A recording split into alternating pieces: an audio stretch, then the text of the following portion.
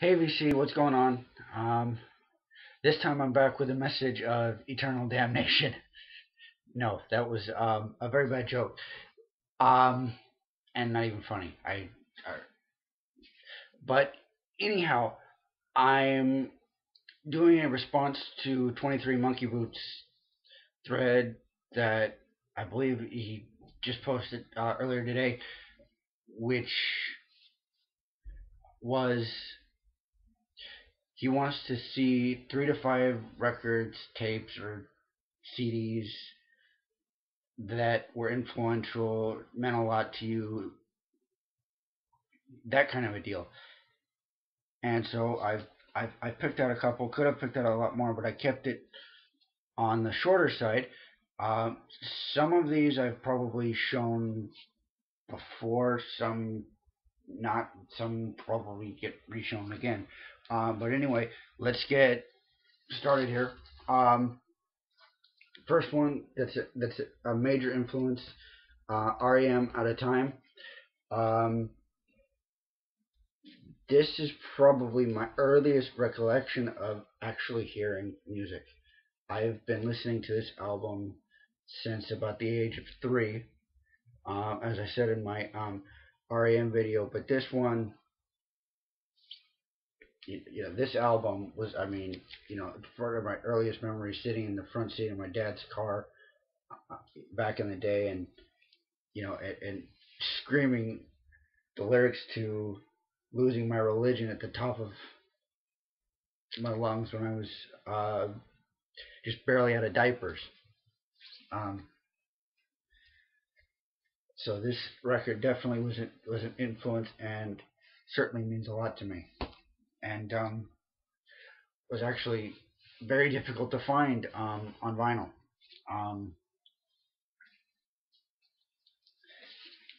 Next up, this I'm going to show this one, but there is another one that I do have, um, but I'm not going to show it. This is "Toxicity" by System of a Down.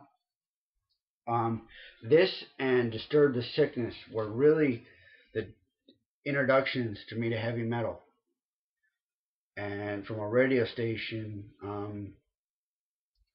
that I used to listen to when I was living in Northern California, back when I was a teenager. And this was really Chop Suey, Toxicity, and Aerials were three of the first songs I heard that were in introduction to heavy metal. Um, Disturb the Sickness was another major influence and switch in musical direction for me with Stupefy and Down with the Sickness.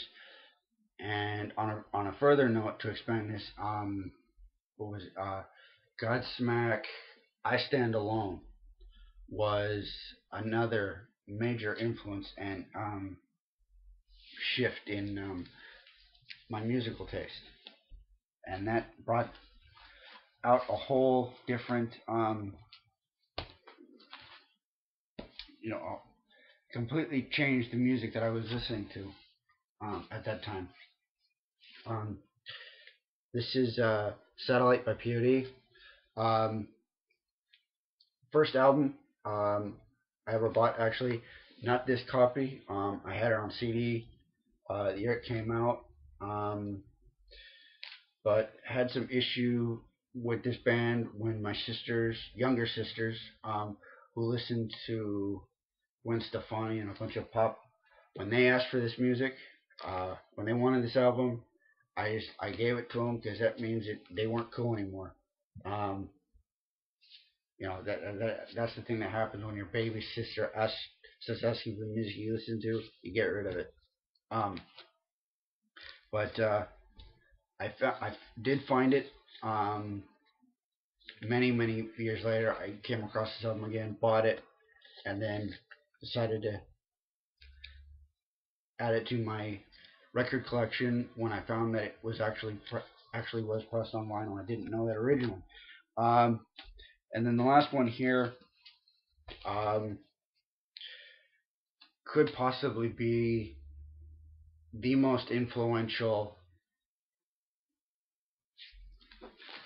record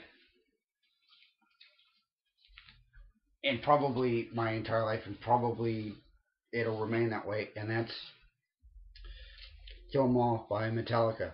Um, Not that this was the record that I discovered Metallica with, but this was the record. Oh, good. That one was actually the Black Album, which I since dislike uh, with a great intensity. Even though I have like at least two copies of it. Um, Actually, no, I have three store bought copies, and I have a cassette copy that I copied from the CD. Um, Again, doesn't make any sense. But this was actually the record that introduced me to thrash. I'd always liked the song "Seek and Destroy." For as long as I can remember, from the first time I heard it. Um, and then when I actually bought the album, um, it was the first from their first of the first three albums. This one was the first one I purchased, and I couldn't stop listening to it. I really started to like the speed, which in turn that got me into Slayer, that got me into Anthrax, Megadeth, and a whole bunch of other thrash, Testament, Exodus, all the thrash, and then to the death metal that I listen to now. But this is the record that started it all. Um, and because after that, I immediately picked up Master of Puppets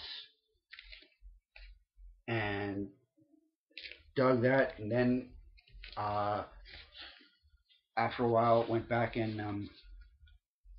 the thing is, we're going to show you about this one. This is the only one I'm going to pull out. It's an original Megaforce. Um, there's Megaforce.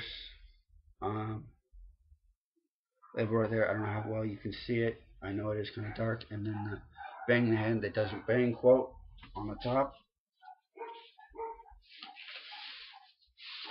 and the silver label. And so that's the answer to that 23 monkey boots. That's the answer to your thread. Great question.